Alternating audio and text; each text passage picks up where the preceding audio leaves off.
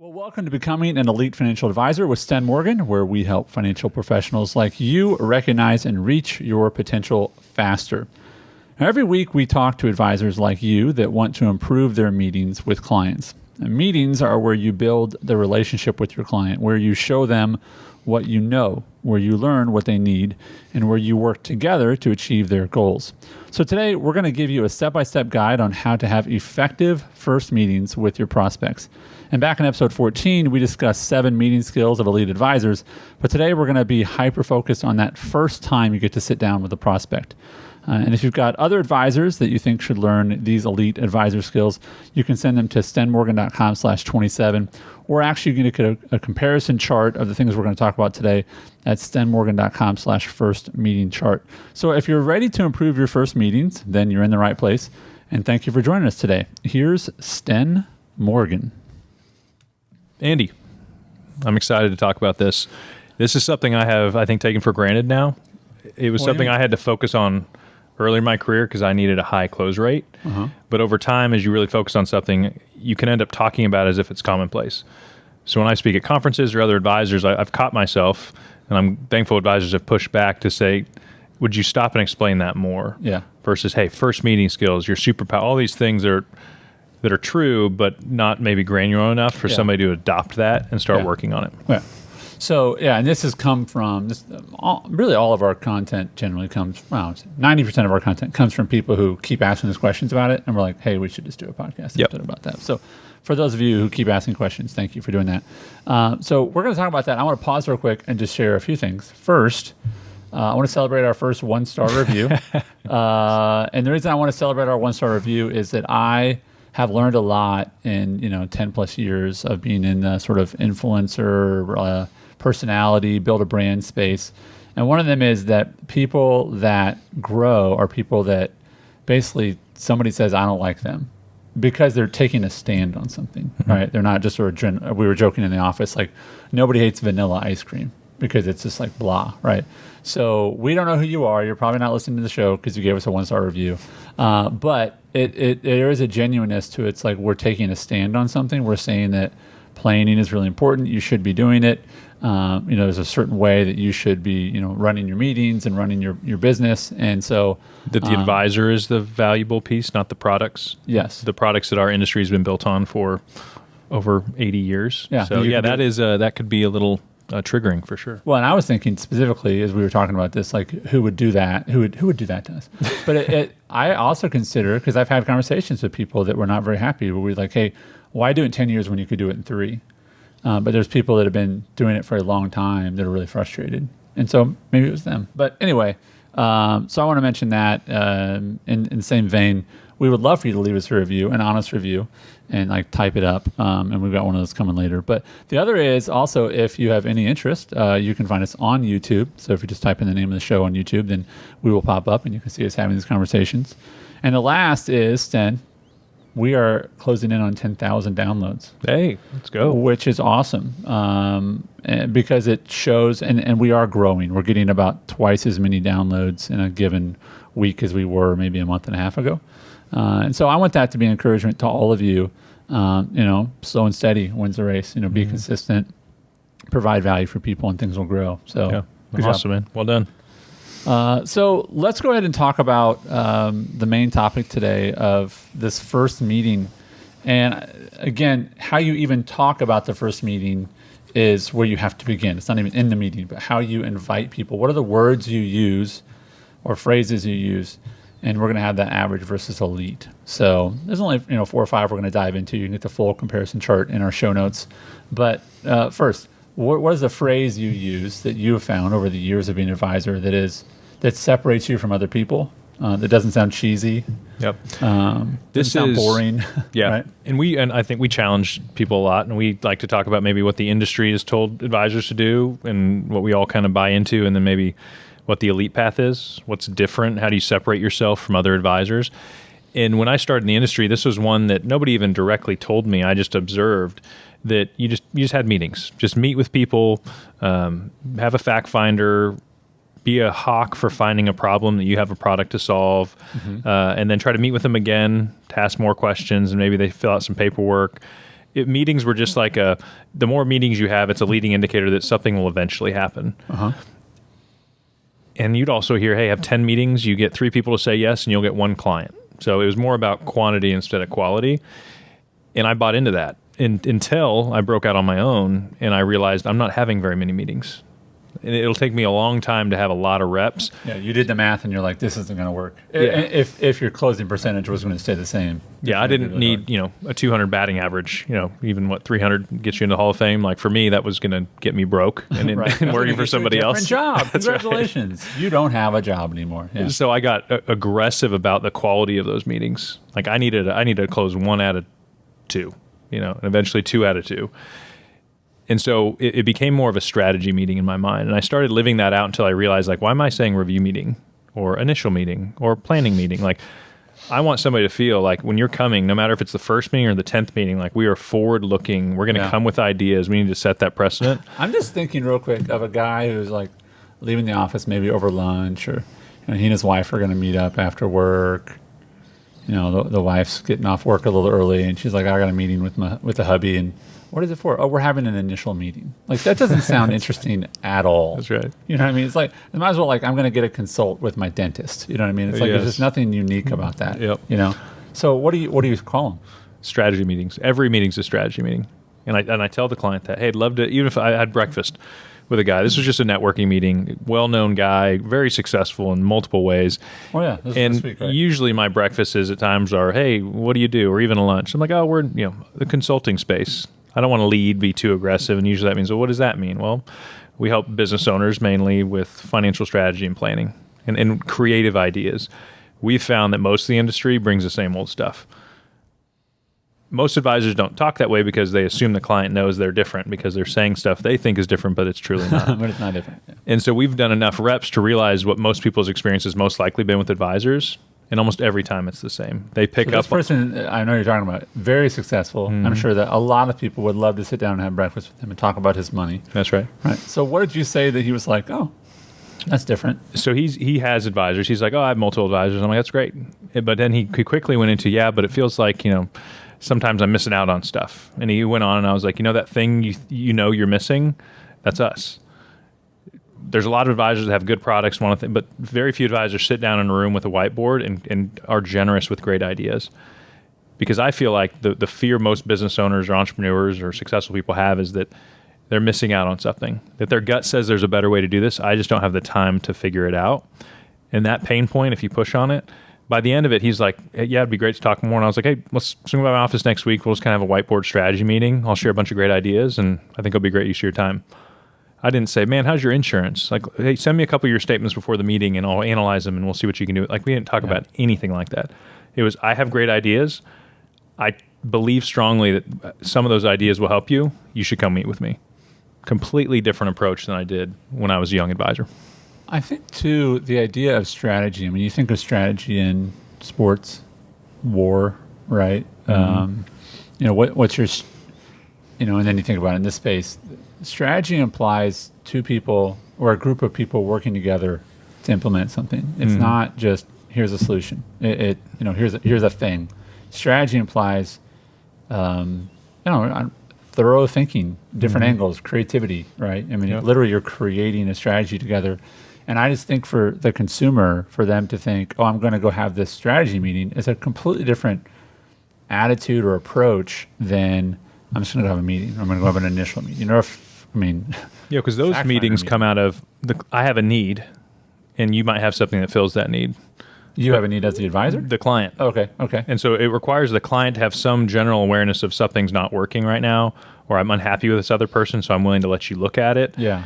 And that just starts, that's product focus from the beginning. Oh, gotcha. Versus, I'm not sure what you need yet, but based on the things you're saying, what it feels like, and this is this thing, if you, a practical, realize the pain or the fear that everyone has on missing out. And for a business owner, if you can say, the thing that frustrates me the most, and most business owners, and I'm a business owner so I know, is finding out 5 years from now that I could have done something today that saved me a bunch of money in taxes. Yeah. And realizing I just didn't know because no one told me. And you just see these business owners like, I know. Like, I have this thing I just found out from this last year. I could have done this and I didn't even know. Yeah. That's exactly what I'm talking about. Yeah. So it has to be specific. And the goal is not to unlay it out there and try to tell them about the products you have. It's just like, hey, come to my office. Let's get on a whiteboard. And I think that'll be probably the best 45 minutes you spend this week. You have to be able to say it with that level of confidence. The thing I love about that is they don't have to, I mean, they don't have to know the need. It's more of a fear of missing out. It's like, I don't know what I might be missing out on, but I know that I might be missing out on something. Yep. Versus going like, how's insurance? Fine. That's right. Because they don't know. Investments? Fine. That's right. I mean, but they're probably not going to admit, oh, it's bad. Yeah, I haven't looked at that in 10 years. Right, right? So you're literally just inviting them to look forward versus like, let's review what you have. I bet it's bad. And then, right. some people sell that way, Sten. You know that. Like, oh, I bet your guy's a jerk. Oh, it's my brother. Oh, never mind. So. He meant well. Yeah. So let's talk about so you're inviting people to a strategy meeting. I think that's super important. And then as they leave, I've heard you had these conversations. All right, we'll have our next strategy meeting, right? I mean, they're all strategy meetings. Yep. Talk about the average advisor. What is their focus going into? They're getting their pieces of paper, and they're getting their folders ready, and they're walking in from their office to the meeting space. What is their main focus if you have a sort of an average advisor mindset? And this was mine, and this is where I lived for years. It was every advisor I was around thought this way. It was what we talked about in our group meetings. It's what was tracked for incentive, is what tool am I going to have in my tool belt or on my shelf? What product do I have to solve a problem in here? So my goal is to find the problem in this meeting that I can solve with a product. I need to sell something in here. That all sounds like it makes sense. Yeah. I mean, that doesn't sound crazy to me. No, and I think that's so many businesses. Here's my widget. I'm going to go knock on someone's door, and my hope is they need this thing, or somehow I'm going to convince them they may need it someday, and they're going to buy it from me. Okay. Totally fine. If you want to be average, if you want to do what's always been done and take the 10+ year path to success. But I had to realize, like, yes, I have stuff on the shelf. I have products that can add value. I don't know yet to what extent they need it. Like, I would not be creating honest urgency in meeting number 1 or meeting number 2 because I don't know what they need. But what I like to feel going into a meeting is, even if they don't need to buy anything, I have value to add. And if they're a good fit, they will pay me for my time. Okay. It's a completely different dynamic. So the dynamic is not, I'm here to find the pain. I have solutions. They're called products, or investing with me, or whatever it might be. A different attitude, a different approach is to say, my goal is to be generous with my ideas. Yep. So you're measuring the meeting by how many times and how many ways have I added value through an idea, right? Yep. Right. So let me ask this question: what does that look like in a physical way in a meeting? What does that look like? One of our core teaching elements is quantifying the value of your ideas. Okay. Part of that is having a bank of ideas, and we work on this with our community and advisors we coach, is that there will be a hesitation in you moving from the old model to the new one, if this is you. There's other advisors out there that just want to say, hey, I'm going to sail off into the sunset, have my products. When somebody needs it, I'm going to sell it, and then I'll check in with them periodically, and if they have a problem, they'll reach out to me, and I'm going to do as much of that as I can to build a comfortable life for myself. If that's your path, great. We've chosen a different path. And ours is, we're going to overwhelm you with value. We are going to take responsibility for finding out ideas so that when you come in, we are prepared to ask great questions and apply these ideas where we can. But we're also going to take it a step farther and not say, oh, that's an interesting problem you have. Here's an idea that could work, generally speaking. We're going to take it a step farther and say, hey, that's really interesting. Have you ever heard of this account? Do you know if you fund this as a business owner, it's going to save you this much in taxes? Assuming you put this much into the account, and I'm writing this out on the board, about a 25% tax savings on a $40,000 contribution, that's a $10,000 savings this year alone. So instead of literally, it goes on, if you're watching this on video, instead of me being like, oh, okay, that's interesting, Mr. Morgan, and I sketch it down on my pad of paper or whatever, and it just lives there, it's more of a, hold on, let me tell you about something and show you what it looks like, and let's actually put a number to it. That's right. Whenever possible. Talk about the number thing. Oh, I love it. All right. So this is the reason this is so interesting, and the principle here is the average person, average advisor, avoids specific numbers.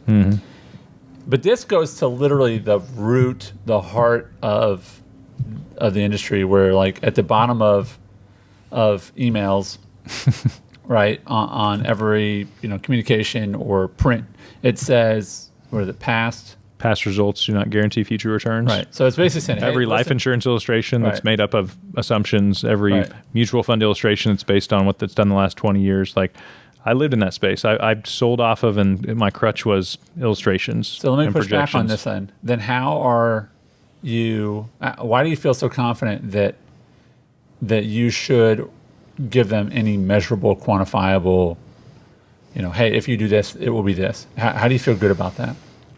Two fronts. One is to create appropriate urgency. Okay. Meaning, if I can quantify this, I believe people solve big problems, not small problems. If I create a small problem or don't quantify it, and those clients walk out my door, what are they thinking about?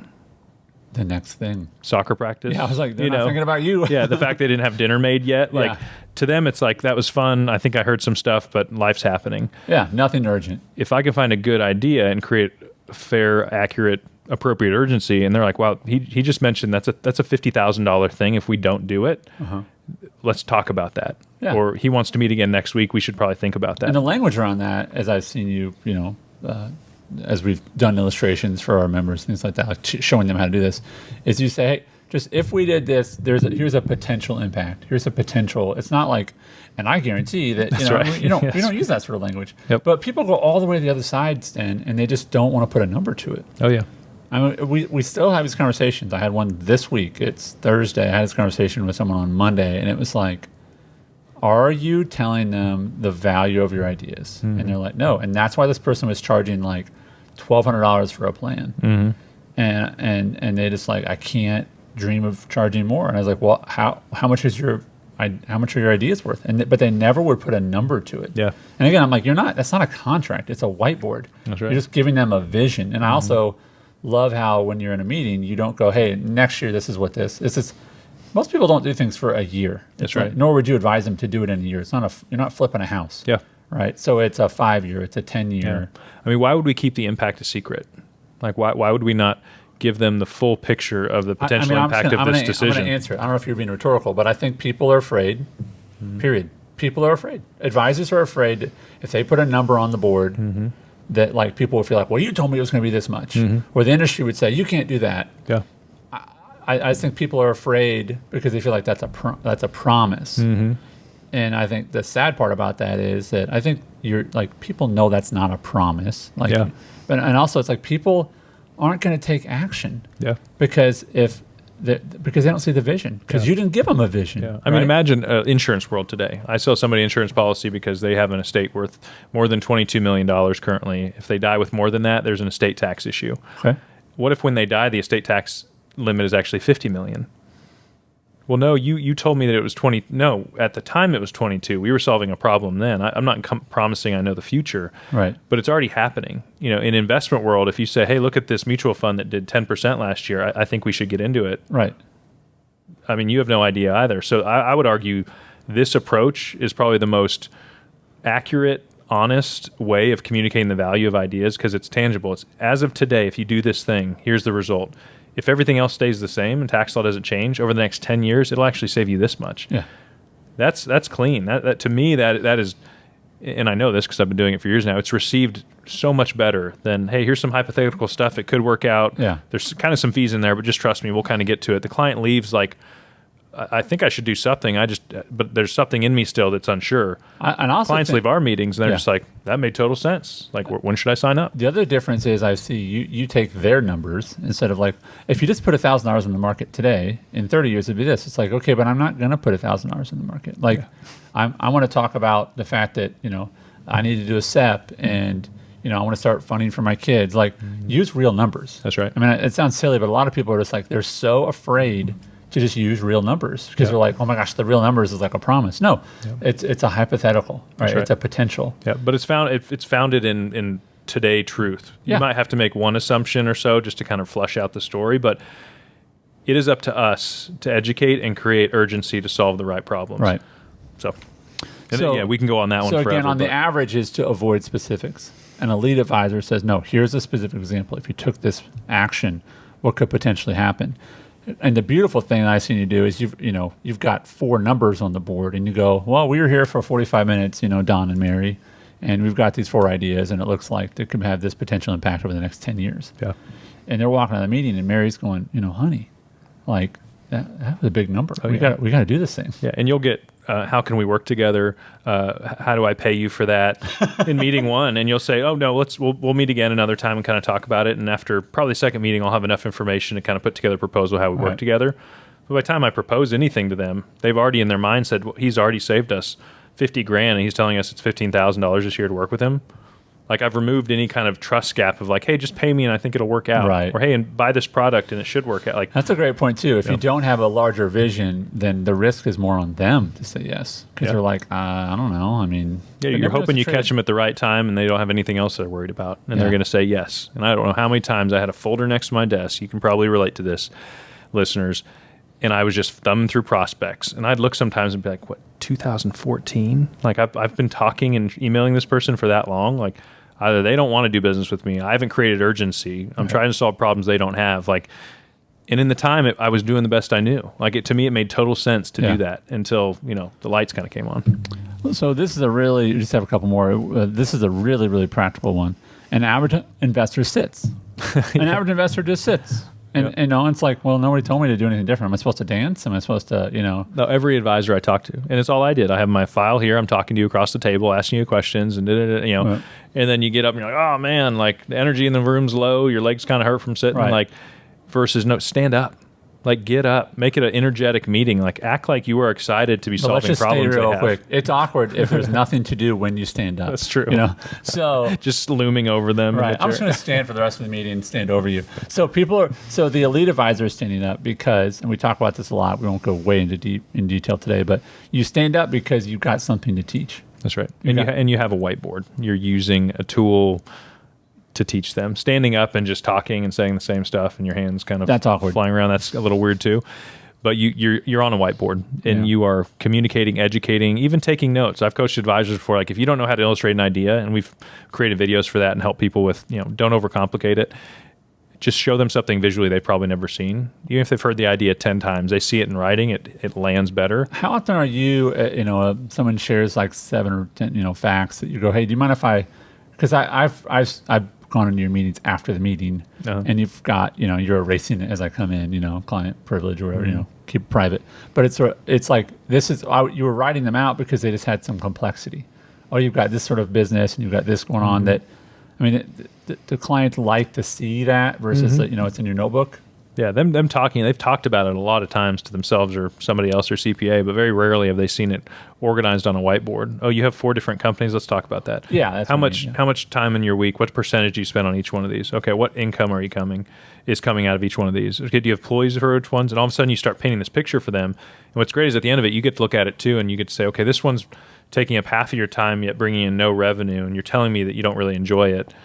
And then a question, do you think this is something you should keep spending your time on? Right. Or this other opportunity, which you say you enjoy more, you have a great person helping you run it and there's more income potential. What do you think? And they're like, wow, yeah, I haven't thought about it that way. Yeah. And all I did was just write up what they were saying. Yeah. It's like they literally just had not seen it That's right. Seen it that way. Yep. So stand up. That's have something the point there. Stand up, have something to do. Right. Teach. So last point I want to make. Not preach. Teach. Yeah, no, there you go. But the last part of this is that the measure of a meeting for the average investor or advisor is really what's the potential value for you as an advisor. You walk out of the room and you go, what's the potential for me and the potential for my client? But it's all about potential. But the elite advisor is saying, no, I know that when they leave, I have in fact delivered value. Like, if I never see them again, they have a great impression of me. That's right. I think that difference is profound. It is. And part of this is you're realizing, are they a good fit for you? I've had some meetings where I'm like, it seems like all the stuff they're asking me for. And there was a guy I met with, a business owner. He came in to talk, and by the end of the meeting, I realized he's just trying to raise money for his company. And that's his sole hope right now. And I could have talked about other things, but it wasn't even registering with him. We ended that meeting by saying, hey, just reach out in 6 months or so as things settle. It might be a good fit then. Right. That the meeting is also you vetting the other person.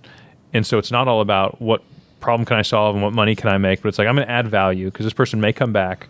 Or, and this has happened a lot, and it never happened to me before, where somebody comes, they're not a good fit, or it's not time for them to work with you, but they refer somebody to you Oh, nice. just because of that experience, because you added so much value. Yeah, because you when you left and they left, it was like, oh, that was a good experience versus we were maybe going to do something, but we never did. That's right. And that, and again, it's the change or the difference I want you to hear is that you've got potential. Mm-hmm. Nothing's happened yet. It's all potential versus it's delivered. That's right. Right. If nothing else happens again, you've made a great impression on them. You've added value, and you are also deciding, do I want to have another meeting? And Stan, let me ask this as we wrap up.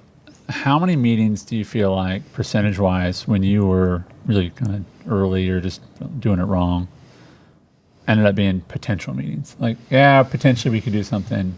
I mean, is every deal you don't close is a potential meeting? 9 out of 10. In the 1 out of 10 For was real? just that I happened upon somebody that had to do something at that time. And again, most advisors, whether you feel it or realize it yet, most advisors are doing that still. They're saying, I'm going to meet with people, hope at that moment they need what I have to offer. Yeah. And if they don't, I'm going to kind of stay in touch with them until they have that need. Versus, and this is, again, probably why we're going to upset some people in this new model. Again, you like the old way, do it. In the new model, you are the value. Your ideas are valuable. Regardless of if you sell them anything, you can charge for your time and advice.